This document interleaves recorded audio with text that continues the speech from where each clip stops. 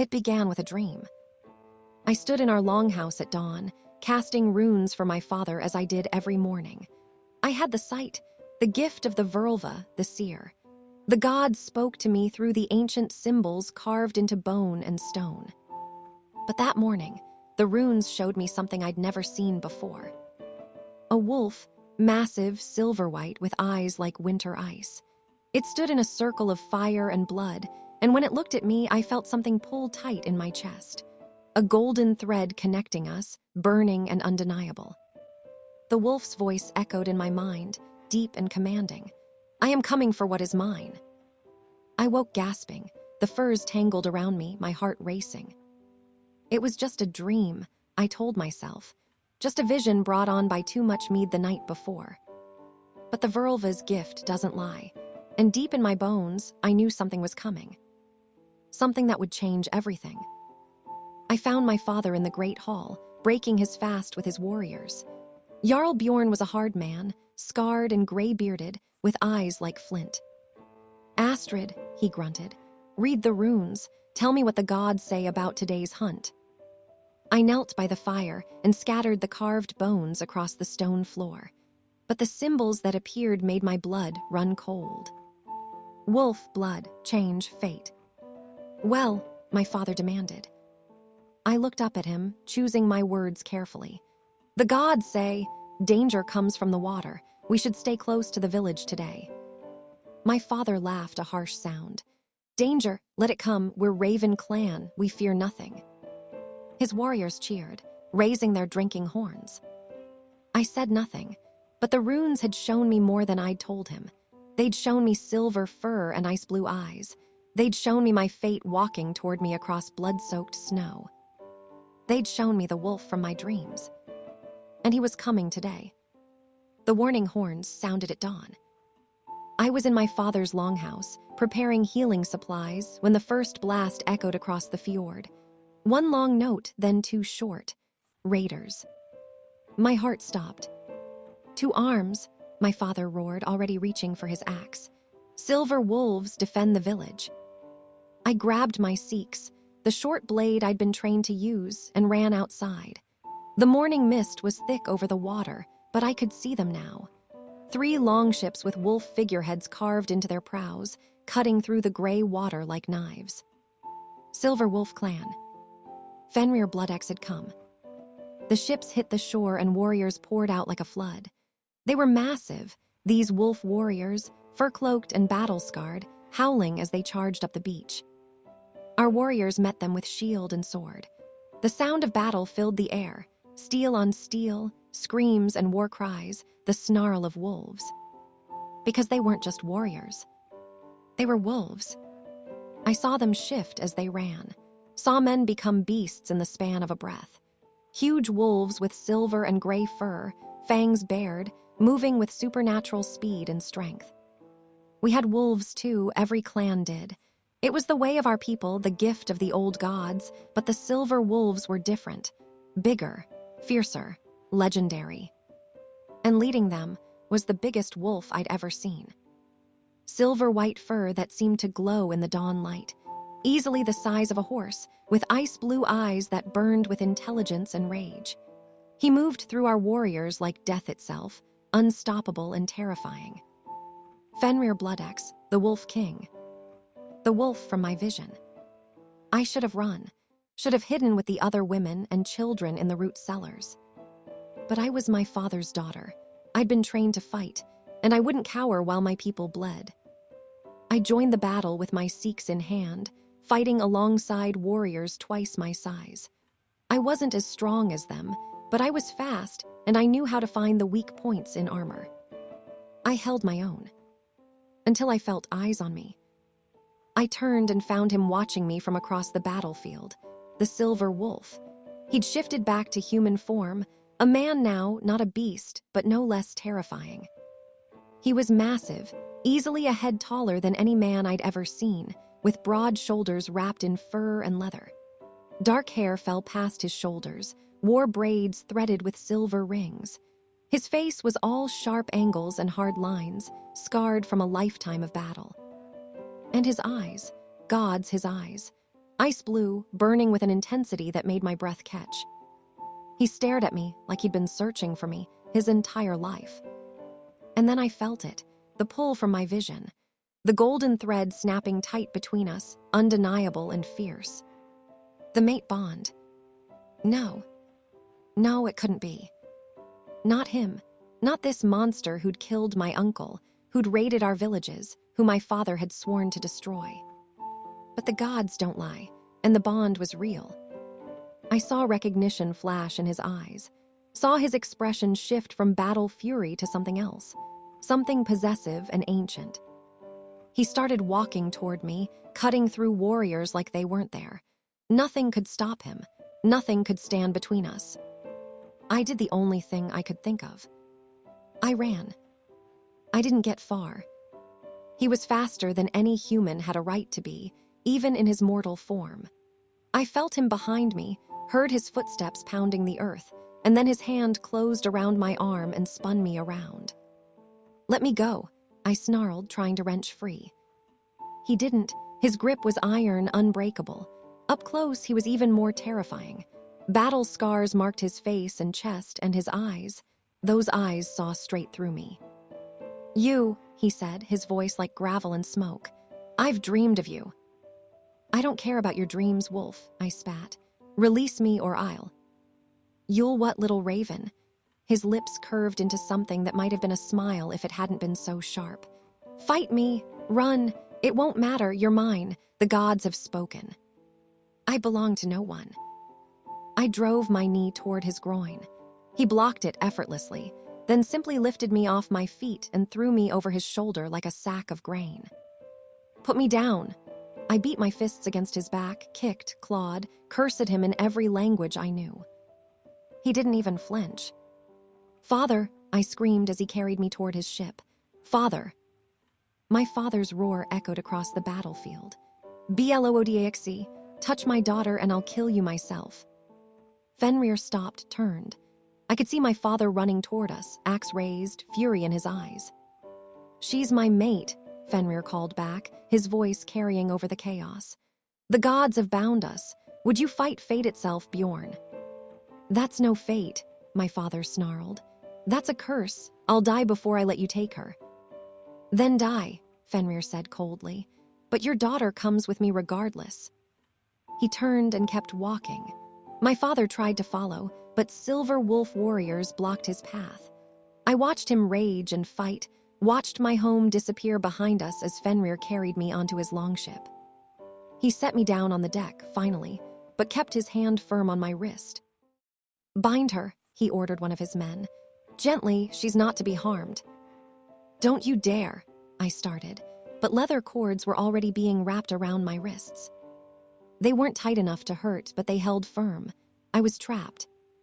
Fenrir crouched in front of me, those ice blue eyes level with mine. "I know you hate me, I know you fear me, but you felt it too, didn't you? The bond." I glared at him. I felt nothing. "Liar." He reached out slowly, giving me time to flinch away, and touched my face, just his fingertips against my cheek. "You felt exactly what I did. The pull, the recognition. Our souls know each other, little raven, even if you wish they didn't." I jerked my face away from his touch. "My name is Astrid, and I am not yours." "You are," he said simply, "whether you accept it or not." He stood and walked away, leaving me bound on the deck as his warriors pushed the ship back into the water. I watched my village grow smaller, watched the smoke rise from burning buildings, watched my father standing on the shore, looking small and helpless for the first time in my life. And I wondered if I would ever see home again. The voyage to Silver Wolf territory took 2 days. I spent them bound on the deck, refusing food, refusing water, refusing to speak to anyone. The other captives, 3 women and a boy, huddled together, terrified. But I wouldn't show fear, wouldn't give these wolves the satisfaction. Fenrir watched me, constantly. I felt his eyes on me even when I couldn't see him.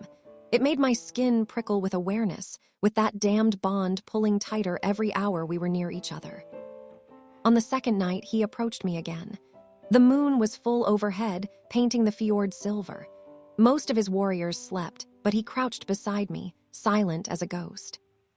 "You need to eat," he said quietly. "I need you to take me home." "That's not going to happen." "Then I don't need to eat." He sighed, a sound almost like frustration. "You're stubborn." "I'm a prisoner. What did you expect? Gratitude."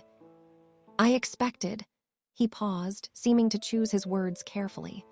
"I've seen you in my dreams for 3 moons now. Saw your face, your eyes, the mark of the raven on your clan. I knew you existed somewhere. Knew the gods had chosen you as my mate. But I didn't expect." "What?" I asked bitterly. "That I'd hate you." "That you'd be so fierce." Something that might have been admiration flickered in his eyes. "You fought well, better than most of my warriors expected." "I was taught by my father. I'm no shield maiden, but I can defend myself." "I know." He pulled a piece of dried meat from his belt and offered it to me. "Eat, Astrid of the Raven clan, please. I won't have my mate starving herself out of spite." "I'm not your mate." "The gods say otherwise." "The gods can." An old woman's voice cut through the darkness. "The gods speak truth, girl, even when we wish they didn't." I turned to see a crone sitting near the mast, her face deeply lined, her hair white as snow.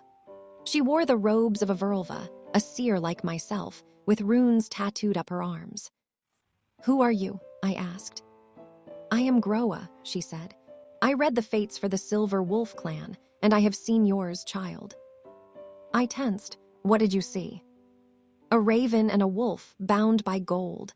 2 clans bleeding, a curse spreading through the north like poison." Her milky eyes fixed on me with disturbing accuracy. "And I saw you, standing between salvation and destruction." "What does that mean?" "It means the gods chose you for a reason. This bond," she gestured between Fenrir and me, "is not random. It is necessary. Refuse it and both our clans will fall." "That's convenient," I said coldly. "A prophecy that forces me to accept captivity." "A prophecy that offers you a choice," Groa corrected. "You can accept your fate and save your people, or you can cling to pride and watch them die." She stood and hobbled away, leaving me with those words hanging in the cold air. Fenrir still crouched beside me. "She's not wrong," he said quietly. "Something is coming, a darkness. I've felt it for months, and every dream I've had of you ended the same way, with you by my side, fighting beside me." I looked at him, really looked at him for the first time, past the scars and the reputation. He looked tired, worried, like a man carrying a weight he didn't know how to put down. "What darkness?" I asked despite myself. "Berserkers," he said. "Cursed wolves. They've been appearing in the north, attacking villages, both yours and mine. They're not truly wolves anymore. Something's twisted them, made them feral, and they're spreading." I'd heard the reports. Villages destroyed, warriors found torn apart, but I'd thought they were just rumors, exaggerations meant to frighten children. "You think I can stop them?" I asked. "I think we can," he corrected. "Together, if the gods bound us, there's a reason. I've learned not to question their will." I wanted to argue, wanted to rage and refuse and hold on to my hate. But I'd been taught to read signs, to trust the gods' wisdom, and everything, the visions, the bond, the prophecy, pointed to the same truth. Fate had chosen us, whether I liked it or not. "I'll eat," I said finally, "but I'm not agreeing to anything else." Relief flickered across his face. He held out the dried meat again, and this time I took it. It tasted like surrender. We arrived at Silver Wolf territory the next morning. It was beautiful in a harsh, wild way. Mountains rose steep and snow-capped behind a sprawling settlement of longhouses. Pine forests stretched as far as I could see, and the fjord water was so clear I could see rocks on the bottom. The main longhouse was massive, carved with wolves and runes, smoke rising from its roof. Warriors gathered as we docked, watching with suspicious eyes as Fenrir led me, still bound, up from the shore. A woman stepped forward from the crowd. Tall, blonde, scarred, wearing leather armor and carrying a sword like she knew how to use it. A shield maiden. "Jarl Fenrir," she said, her voice sharp. "You brought a raven here." I brought my mate, Freya, Fenrir corrected. And anyone who challenges that challenges me. The woman, Freya, looked me up and down. She doesn't look like much. She fought 3 of my warriors and drew blood, Fenrir said. She has the sight, and she's mine. That's all you need to know. Freya's eyes narrowed, but she stepped aside. Fenrir led me into the longhouse. Inside, it was warm and smoky, with a great fire burning in the center pit. Furs covered the floors and walls, shields hung from the rafters, and the smell of roasting meat filled the air. It reminded me of home. That realization hurt more than I expected. He took me to a chamber off the main hall, not a cell, but a room. Small but comfortable, with a bed piled with furs, a carved chest, a brazier for warmth. This is where you'll stay, Fenrir said, finally cutting the cords from my wrists. I rubbed the marks on my skin. A gilded cage is still a cage. It's not a cage. You're free to move through the longhouse. But his expression hardened. Don't try to escape. My warriors have orders to stop you. I won't have you running into the forest and getting killed by berserkers or bears. How generous. He ignored my sarcasm. I'll have food brought to you, and clothes. Your dress is torn. I looked down. He was right. My wool dress was ripped and bloodstained from the battle. Rest, he said, moving toward the door. We'll talk more tomorrow. Fenrir, I called before he could leave. He paused, turned back. If I'm truly your mate, I said slowly, then you have to earn that, not force it. The gods may have bound us, but I'm still a person with my own will. Respect that, or we'll be enemies forever. Something shifted in his eyes, something almost like respect. I'll earn it, he said quietly. I swear on my honor and my name, I'll earn you, Astrid of the Raven clan. Then he left, closing the door softly behind him. I sank onto the bed, exhausted and confused and angry and something else, something I didn't want to name. The mate bond hummed between us, warm and persistent. And for the first time, I didn't fight it. 3 days passed. Fenrir kept his word. I wasn't locked in my room. I could walk through the longhouse, eat in the great hall, even go outside, though warriors watched me constantly. The Silver Wolf clan was not what I expected. They were fierce, yes, brutal warriors who'd earned their reputation. But they were also families. I saw fathers teaching sons to carve wood, mothers singing to bobbies, warriors laughing over dice games. They were people, not monsters. It made hatting them harder. Freya, the shield maiden, approached me on the 3rd day. I was sitting outside, watching warriors spar in the training yard. You fight, she said, not a question. I was trained, I replied carefully. Show me. She tossed me a practice sword. I caught it on instinct. The warriors stopped sparring to watch as Freya and I circled each other. She was bigger, stronger, more experienced. But I was fast, and I knew how to use my size to my advantage. We fought for 10 minutes. She scored more hits, but I got in a few good strikes. When we finally stopped, both breathing hard, there was grudging respect in her eyes. You're not helpless, she admitted. No, I agreed. I'm not. Good, she wiped sweat from her brow. A queen needs to be strong. I'm not your queen. You're Fenrir's mate. That makes you our queen whether you accept it or not. She lowered her voice. He lost his first mate 5 winters ago. Her name was Helga. She died giving birth to his son. The babe died too. It broke something in him. He swore he'd never take another mate, never let himself feel that pain again. My heart clenched unexpectedly. Why are you telling me this? Because you should know what it means that he claimed you. He's risking his heart again. And Fenrir Bloodaxe doesn't do anything unless he believes it's worth the cost. She walked away, leaving me standing in the training yard with a practice sword and too many thoughts. That night, Fenrir found me in my chamber. I was sitting by the brazier, trying to read the runes, but they wouldn't settle. The future was murky, shifting. May I come in? He asked from the doorway. I gestured for him to enter. He sat across from me, keeping a respectful distance. You fought Freya today. She challenged me. I don't back down from challenges. I know.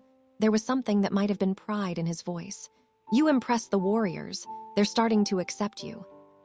I don't care about their acceptance. Don't you? He leaned forward. You're a clan leader's daughter, Astrid. You were raised to lead, to protect your people. These could be your people too, if you let them. They're my enemies. They're wolves, like you. I'm a raven. You're both. He reached out slowly and took my hand. I should have pulled away, but I didn't. The bond makes us one pack now, raven and wolf. We could end 50 years of bloodshed, unite our clans, make something better than this endless cycle of revenge. My father would never agree. Then we'll make him agree. I looked at our joined hands. His was scarred and calloused, twice the size of mine, but his touch was gentle, careful. Why me? I asked quietly. Of all the women in the world, why did the gods choose me for you? I don't know, he admitted, but I'm grateful they did. He lifted my hand and pressed his lips to my knuckles, a gesture so unexpectedly tender that my breath caught. I'll prove myself worthy of you, he said. However long it takes, I swear it. Then he left, and I sat alone with my thoughts and the warmth of his touch still lingering on my skin. The attack came on the 7th night. I was sleeping when the horns sounded, 3 sharp blasts. Danger, close. I grabbed my seeks and ran into the great hall. Warriors were already arming themselves, strapping on weapons and armor with practiced efficiency. What's happening? I demanded. Berserkers, Freya said grimly, tossing me a shield. They're at the north gate, 40 or more. My blood ran cold, 40. Stay inside, Fenrir ordered, already shifting into his wolf form. This isn't your fight. Like hell it isn't, I shot back. If they breach the walls, everyone inside dies. I'm a healer, you'll need me. He didn't have time to argue. The berserkers hit the gates like a battering ram. I'd never seen anything like them. They were wolves, but wrong, twisted. Their fur was matted and dark, their eyes glowing red instead of gold. They moved wrong, fought wrong, like puppets controlled by something else. And they didn't stop. Even when cut down, they kept coming, kept fighting, until someone took their head or destroyed their heart. It was a nightmare. I fought alongside the silver wolf warriors, protecting the healer's station where wounded were brought. My Sikhs found berserker hearts more than once. My healing runes saved more lives than I could count. But there were so many, too many.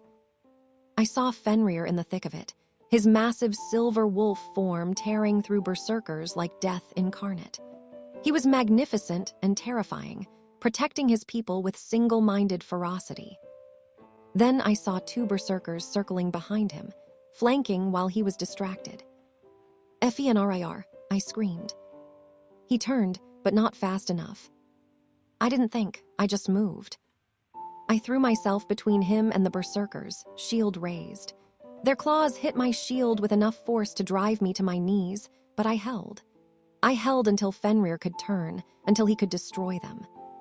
When it was over, when the last berserker was dead and the gates were secure, Fenrir shifted back to human form and grabbed me by the shoulders. You could have died, he growled, and I realized he was shaking. Why did you? Because your pack, I said. The words came out without thinking, but they were true. Somewhere in the last week, these people had become mine. He had become mine. And pack protects pack. Something fierce and possessive blazed in his eyes. He pulled me against his chest, his arms coming around me like he'd never let go. You're mine, he breathed against my hair. My mate, my queen, mine. And for the first time, I didn't argue. After the battle, Groa the völva called for me. I found her in her chamber, surrounded by candles and bones and the smell of herbs. Sit, she commanded. I sat. She cast the runes between us, her gnarled fingers moving with practiced precision. The symbols fell into a pattern I'd never seen before, and her face went pale. What is it? I asked. The curse, she whispered. It's worse than we thought. The berserkers aren't random. They're being created, spread deliberately. By who? A dark völva, a witch who was banished from your father's clan 20 years ago. She's using blood magic to twist wolves into those things, and she won't stop until both your clans are destroyed. Why? Revenge. Your father condemned her for practicing forbidden magic. She swore she'd destroy everything he loved. Groa's milky eyes fixed on me, including you. My stomach dropped. She knows about me. She knows you're the key to uniting the clans, and she knows that united, we could stop her. That's why she's been targeting both territories. She wants to keep us divided, keep us weak. How do we stop her? The same way you stop all dark magic. Groa touched my hand and Fenrir's. He'd entered without me noticing. With something stronger. The mate bond between Raven and Wolf, properly completed and acknowledged by both clans, will create a shield of light magic. It will break her curse and protect all our people. A marriage alliance, Fenrir said slowly. More than marriage, true mating, blood and soul and magic. Groa looked between us. You must choose this freely, both of you, or it won't work. She left us alone with that knowledge. Fenrir turned to me. I won't force you. I meant what I said. You have to choose. I thought about everything I'd seen. The berserkers, the villages destroyed, the endless blood feud that had stolen so many lives.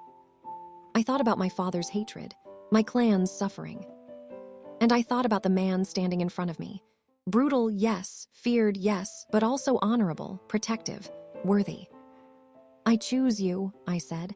I choose this. Not because I have to, but because it's right. Because you've earned it. Because... I took a shaky breath. Because my heart chose you before my head caught up. He closed the distance between us in 2 strides and kissed me. It was fierce and claiming and tender all at once. The mate bond sang between us, golden and warm, finally complete. When we broke apart, I was breathless. We need to tell my father, I said. Get his blessing or at least his acceptance. Otherwise, the clans won't truly unite. Fenrir nodded. Then we sail for Raven territory, tomorrow. My father did not take the news well. When we arrived with a small delegation, he met us on the beach with weapons drawn. You dare come here, he roared at Fenrir, after stealing my daughter. I didn't steal her, Fenrir said calmly. I claimed my mate, and she chose to stay. My father's eyes found mine. Astrid, is this true? I stepped forward. Father, listen to me. We've been at war for 50 years. How many more have to die? How many more winters of bloodshed? This feud is killing us both. So you betray your clan, for him. I'd save my clan for everyone. I moved to stand beside Fenrir. The berserkers are being created by a dark witch, someone you banished. She's using our hatred to destroy us. But if we unite, if we end this feud, we can stop her. We can protect our people. By mating with the wolf, my father spat the words like a curse. By mating with my fated mate, I corrected. The gods chose us. Would you deny their will? My father's face was stone. I challenge him, single combat. If he wants you, he'll have to kill me first. Father, no. It's his right, Fenrir said quietly. I accept. They faced each other in the snow. My father shifted into his raven-black wolf, smaller than Fenrir but fast and cunning. Fenrir became his massive silver wolf, power and fury incarnate. I watched with my heart in my throat as they clashed. It was brutal. My father fought with everything he had, but Fenrir was stronger, faster, more experienced. Within minutes, Fenrir had my father pinned, jaws at his throat. One bite, and it would be over. But Fenrir didn't bite. He shifted back to human, keeping my father pinned. I could kill you, Bjorn, easily, but I won't. Not because I fear you, but because I respect your daughter. She loves you, and I won't take that from her. He released my father and stepped back. My father shifted to human form, breathing hard, defeat in his eyes. You spare me, he asked. I offer peace, Fenrir corrected. For your daughter, for our clans, for the future. What do you say, Jarl Bjorn? Will you let the feud die here, or will you doom us all for pride? My father looked at me, really looked at me, saw the mark on my neck where Fenrir had claimed me, saw the way I stood beside the wolf, not behind him. You truly choose this, he asked me. I do, I said firmly. I love him, Father, and more than that, I love my people, both peoples. This is the only way. My father was silent for a long moment. Then, finally, he nodded. For you, daughter, only for you. He looked at Fenrir. But know this, Wolf, if you ever hurt her, I'll kill you myself. Consequences be damned. If I ever hurt her, Fenrir said, I'll let you. The mating ceremony happened under the full moon, in a sacred grove between our territories. Both clans gathered, Raven and Wolf, standing on opposite sides at first, but together nonetheless. I wore my mother's bridal crown, silver and adorned with raven feathers.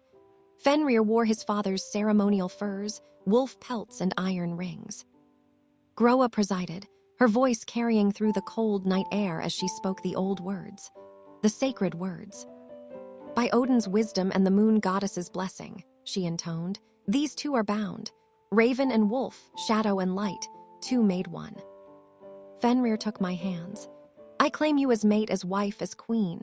My sword is yours, my heart is yours, my life is yours. I claim you as mate, as husband, as king, I said, my voice steady. My magic is yours, my heart is yours, my life is yours. He marked me then, the claiming bite on my neck that sealed the bond permanently. It didn't hurt. It felt like coming home. The bond completed with a rush of golden light that spread from us like a wave, washing over both clans. I felt it break the curse, felt the dark magic shatter and dissolve. The berserkers scattered through the forest simply, fell, released from the witch's control, freed by the light. It was over. Both clans howled their acknowledgement, Raven and Wolf together at last. Fenrir pulled me close and kissed me under the moon, and I knew with absolute certainty that the gods had chosen well. 1 year later, I stood on the cliffs overlooking the fjord, watching the sun set over united territories. Fenrir's arms came around me from behind, his hand resting on my swollen belly where our child grew. Tired, he murmured against my hair. No, I said honestly, happy. Both clans thrived now. We'd built a new great hall, larger than either of our old ones, where Raven and Wolf feasted together. Marriages between clans were common now. Children grew up hearing stories of unity, not hatred. The Dark Witch had been found and dealt with. The Berserker curse was broken. Peace reigned. Any regrets? Fenrir asked, echoing a question he'd asked 100 times. Only that I fought the bond for so long, I said, turning in his arms to face him. I wasted time hatting you when I could have been loving you. You weren't ready, he said simply. The gods know when to bring people together, even if we don't understand it at first. I rose on my toes and kissed him, tasting smoke and mead and home. Some bonds are forged in battle, I said against his lips. Some in blood. Ours was written in the stars before we were born. And I'd choose it again, Fenrir said. Every time in every life. As would I. We stood together as the sun disappeared behind the mountains, painting the sky in gold and crimson. Raven and Wolf. Shadow and light. Fated and chosen. Finally, eternally home.